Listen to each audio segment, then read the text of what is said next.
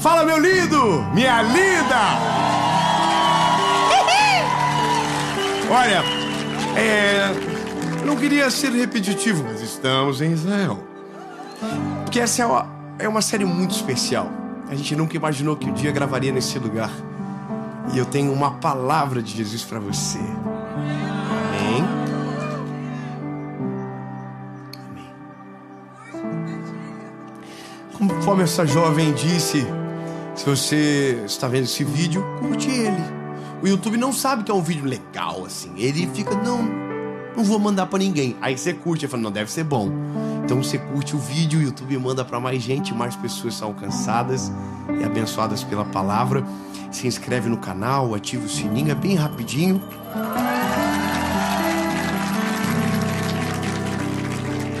E é isso. Top. Tô esperando, já fez, já? Não, que às vezes a pessoa não faz. Vou esperar agora, não, que não esperou, vou esperar. Fez, né? Então vamos fazer o seguinte. Lembrando, compartilha o vídeo, manda no grupo. Essa é uma mensagem boa. Você mandar no grupo de família, do WhatsApp que você saiu, volta pro grupo, posta o vídeo, sai de novo. Brincadeira, irmão, brincadeira. Vambora, vamos pro vídeo?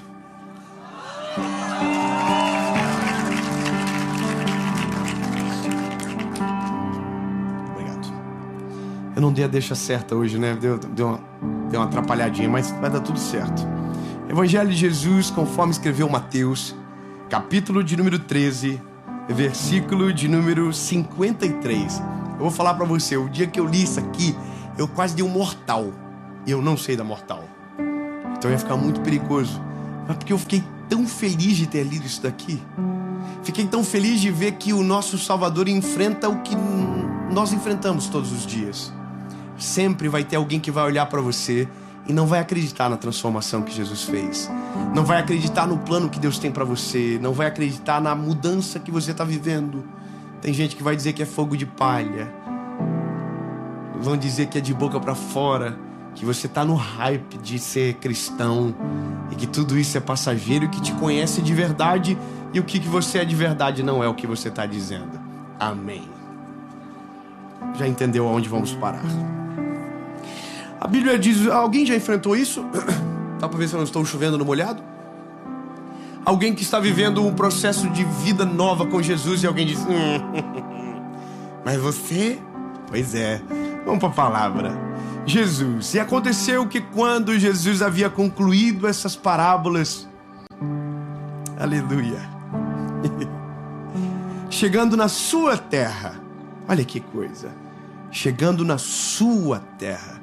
Jesus estava famoso, estava estourado em tudo quanto é lugar, mas quando ele chegou na terra dele, a Bíblia diz que ensinando ele na sinagoga, de modo que eles se maravilhavam, mas diziam, de onde veio este homem?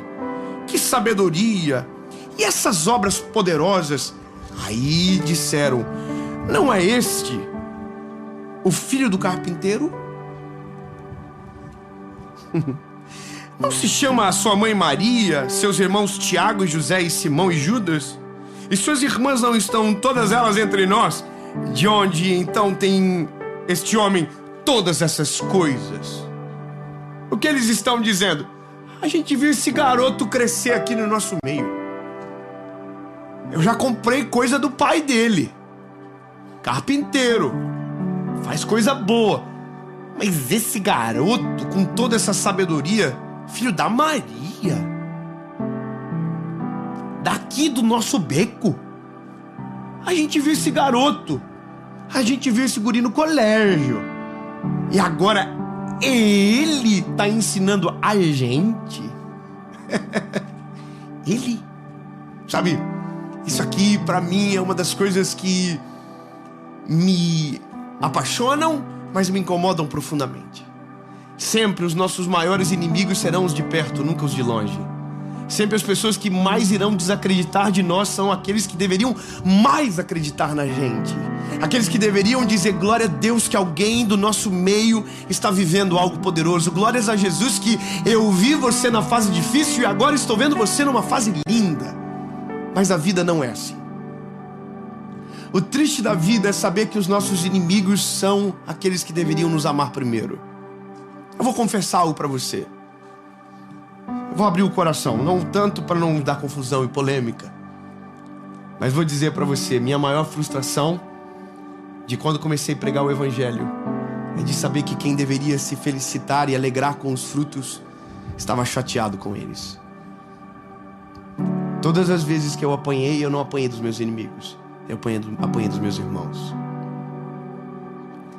Todas as vezes que eu fui atacado, eu não fui atacado por inimigos, eu fui atacado por irmãos. José não foi atacado pelos inimigos, José foi atacado pelos irmãos. Jesus não foi atacado pelos seus inimigos, foi atacado pelos seus irmãos. Foi atacado pelos de casa. A loucura disso tudo é que a frustração é maior. Sabe, a Bíblia diz que Jesus veio para os seus e os seus não receberam. Nós carregamos uma síndrome dentro da gente de irmão mais velho. Essa síndrome de irmão mais velho é o que não deixa a gente aceitar o coração do irmão mais novo. É o que faz a gente desacreditar dos processos que alguém está vivendo porque a gente já passou por eles. Uma vez eu li um livro, esse livro foi muito importante para mim, chamado Deus Pródigo. E ele falava sobre a dificuldade do irmão mais velho da parábola do filho pródigo. A Bíblia diz que um filho mais novo sai de casa, pede a sua herança antecipada, vai embora. Mas daí a Bíblia diz que acaba a herança, ele se arrepende profundamente e volta para casa numa circunstância degradante, humilhante demais.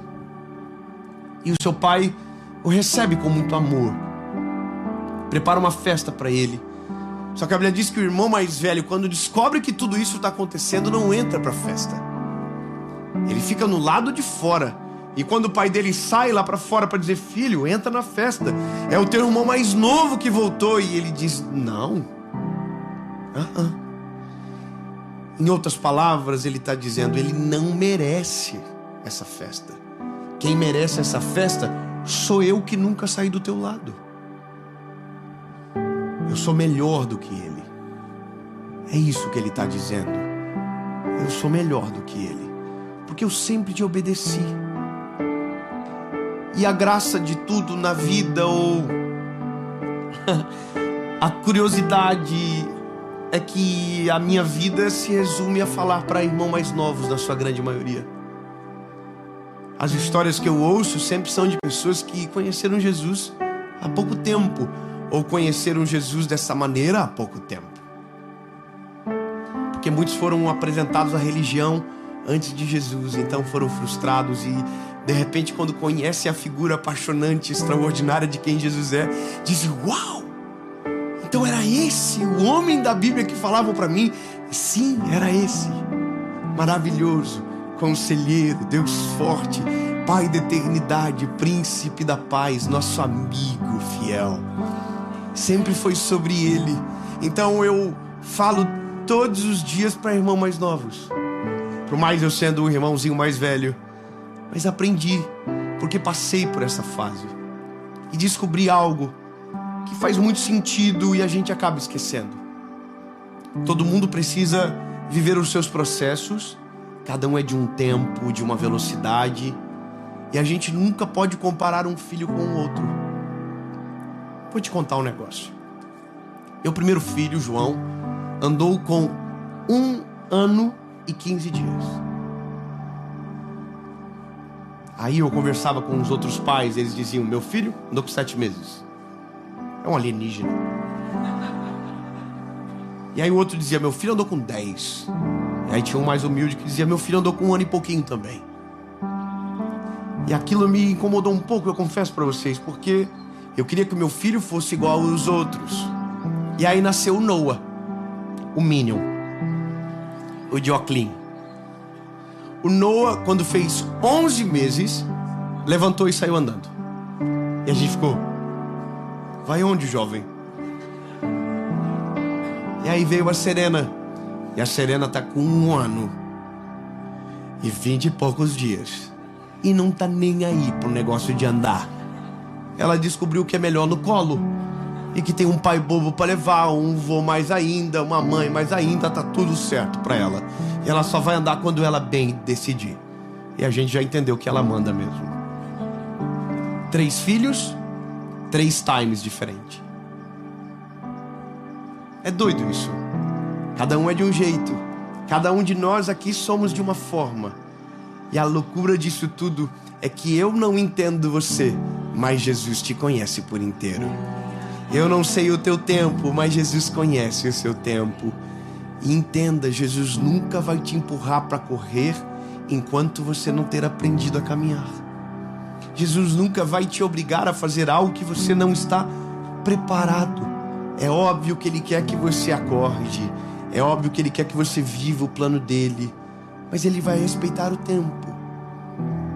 E isso é dolorido para a gente, pior para os irmãos mais velhos. Jesus é um garoto que cresceu em Nazaré, que todo mundo via ele andando aqui. Vocês viram ele na padaria, viram ele na lan house. Na época de Jesus tinha Cyber Jerusalém. Viram ele em todas as fases. E até os 30 anos ele era um garoto normal. É muito doido.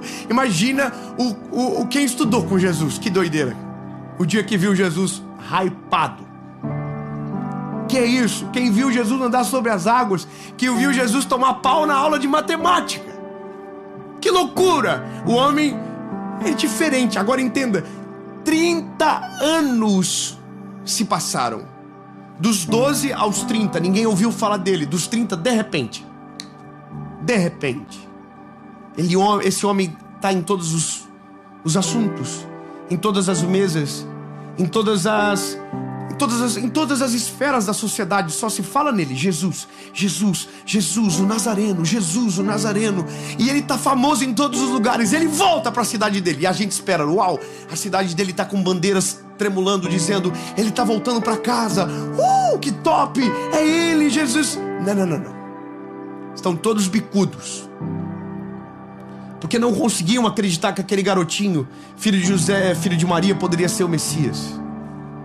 Não conseguiam crer, porque os olhares estavam fixos no passado, não estavam conseguindo enxergar o futuro. E aqui eu quero que você entenda, meu lindo, quem só olha para o teu passado jamais vai conseguir vislumbrar o teu futuro. Não tente projetar a partir da perspectiva do outro sobre a sua vida, você sempre vai se frustrar. Por isso que a figura do Evangelho de Jesus Cristo na nossa vida é tão importante, porque Ele é o único que, quando nos encontrou, conhecia todas as etapas da nossa vida. Ele já viu você no fundo do poço, mas já viu você dando extremamente certo. Ele já viu você passando pela pior tempestade, mas já te viu andando sobre as águas também. 3 améns, tá tudo bem. Tá tudo certo, vai dar tudo certo, Jesus. Eu entendi o Senhor agora. Sabe, Jesus está falando na sinagoga deles. Na sinagoga deles. Do povo dele. Ele tem muita sabedoria. A Bíblia diz que as pessoas se maravilhavam. Uau! Mas ao mesmo tempo que se maravilhavam, se irritavam. Eu quero que você entenda que assim é a vida, meu lindo. As pessoas não vão acreditar em você, principalmente aquelas mais de perto. Eu sou muito fofoqueiro e curioso. Então falo demais, mas escuto coisas que não precisava ouvir. E já ouvi tanta coisa que me machucou lá no começo, quando as pessoas me viam começando a falar de Jesus e jogavam o meu passado no meu rosto.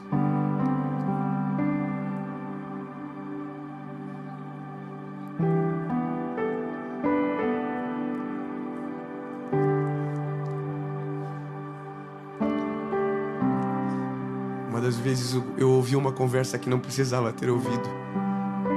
E a conversa era: esse garoto aí é um foguinho de palha, logo vai passar. Ele está só empolgado. Um outro me disse: Tu chegou no limite do crescimento. Tu tá numa panela de pressão e acabou. Você já chegou na tampa. Acabou. Ele era da minha casa, da minha cidade. Trabalhava comigo. Ele olhou para mim e disse: acabou, é isso aqui. Não tem mais. E eu vislumbrando tudo que Deus estava fazendo, e eu pensava: não é só isso. Não é só isso. E quem fazia parte do meu passado dizia: não, acabou, meu lindo. Eu sei de onde você veio. Eu vi você garoto. Eu vi você no colégio. Eu vi você na escola dominical. Eu vi você, eu sei da tua capacidade, é pequenininha demais. E aí Deus está olhando, dizendo: é o tempo. É o tempo. Enquanto engatinhe, continue engatinhando. Enquanto caminhe, se preocupe em caminhar, não tente correr. Não se importe com o que os outros dizem. Não se importa com o que pensam. Não se importe se os teus irmãos não acreditam em você. Lindo, é dolorido demais quando pessoas que deveriam amar aquilo que Deus está fazendo na nossa vida são os primeiros a lançar as pedras contra a nossa história. É triste demais quando nós estamos rompendo dentro da vontade de Jesus e alguém está jogando na gente o nosso passado, dizendo que aquilo é uma mentira. É dolorido demais quando você está sendo transformado por Jesus dia após dia e alguém está olhando para você dizendo que é mentira, que isso não vai acontecer. Eu quero te dar um conselho. E nunca mais esqueça disso.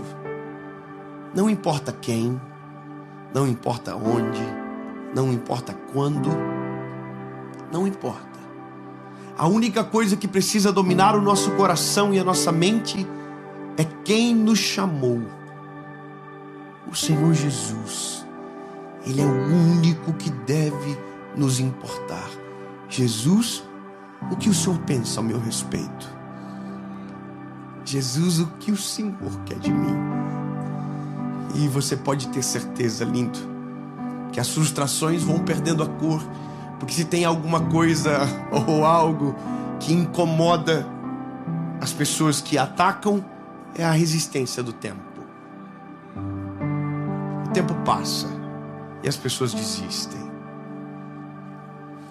Eu fico imaginando o rapaz da sinagoga, que depois teve que contar para o amigo que o homem que ele havia criticado ressuscitou. Eu fico imaginando as fofoqueiras de plantão que estavam dizendo: ai, não era ele o Messias? Como que pode? Alguém que disse que iria salvar todo mundo não conseguiu salvar a si próprio. Como é que pode? E Jesus quietinho, só esperando dar o terceiro dia. E os fofoqueiros dizendo: tá vendo? Nazaré é filho do José, irmão. Qual a chance do filho do José com a Maria ser o nosso Salvador? Qual a chance? Eu vi esse rapaz já. E Jesus está quietinho, só esperando o terceiro dia. Bebê, entende? Olha pra mim. A gente não tem que se preocupar com os outros. A gente tem que se preocupar com a missão que Jesus deu pra nós. A gente tem que olhar para aquilo que Jesus nos chamou. Não importa o que estão dizendo. Ah, eu estou falando isso. Mas estão... mas não... O que Jesus está dizendo é o que importa. Se ele diz vai, vá. Se ele diz fique, fique. Se ele dizer corre. Agora não importe mais com a opinião, porque sempre vão duvidar, sempre vão desacreditar, vão olhar pra você. Quem deveria dizer vai dizer não é pra você. E aí você tem que sabe, aquele não importa. O que importa é o que Jesus sabe sobre mim. Eu sou filho dele. Ele é o meu pai. O que os padrastos, os irmãos mais velhos estão tentando dizer não importa. O que os primos, o que os cunhados, não importa. O que Jesus está dizendo. Aí a Bíblia vai dizer, tá todo mundo fofocando, falando, ele não é o Messias. Eu vi, ele até deu uma palavra na sinagoga maneira lá. O homem sabia falar bem, hein? Mas não era o Messias. Aí a Bíblia diz que ao final do terceiro dia,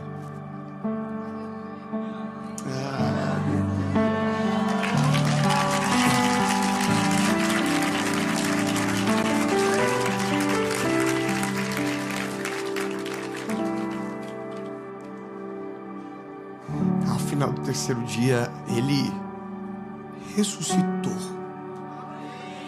E alguém poderia dizer, e provou para todo mundo. Não provou nada para ninguém, porque ele não precisava provar nada para ninguém.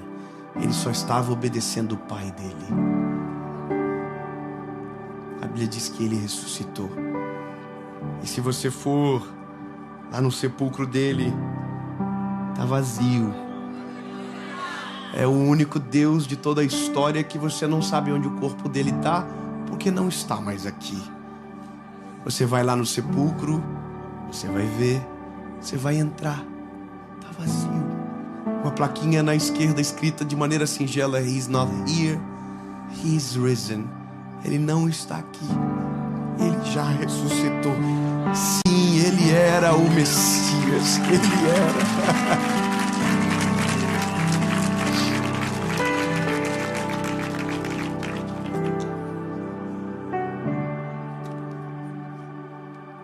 E eles se ofendiam dele. Mas Jesus lhe disse: não há profeta sem honra, a não ser na sua própria terra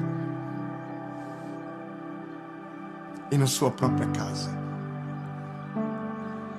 E ele não fez ali muitas obras poderosas por causa da incredulidade deles. Que dó desse povo que tinha a oportunidade de viver milagres extraordinários com Jesus e não reconheceu o seu poder. Talvez um dia alguém vai olhar para você vivendo no centro da vontade de Jesus e vai dizer: que dó, por que eu não aproveitei enquanto estava perto? Que vergonha, por que eu falei mal? Por que eu não acreditei? Que vergonha. Pois é, lindo. Nesse dia você vai olhar para a sua vida, vai lembrar de todas as pedras, mas vai lembrar que você não está fazendo nada para provar algo para alguém. Você só está fazendo e cumprindo a palavra de Jesus sobre você. Porque nunca foi sobre nós, sempre será sobre Ele.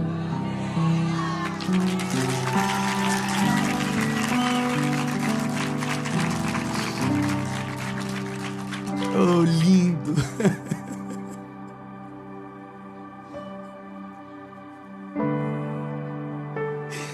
Maravilhoso! Tu és o nosso Salvador, Jesus. Somos os gentios que o Senhor decidiu salvar.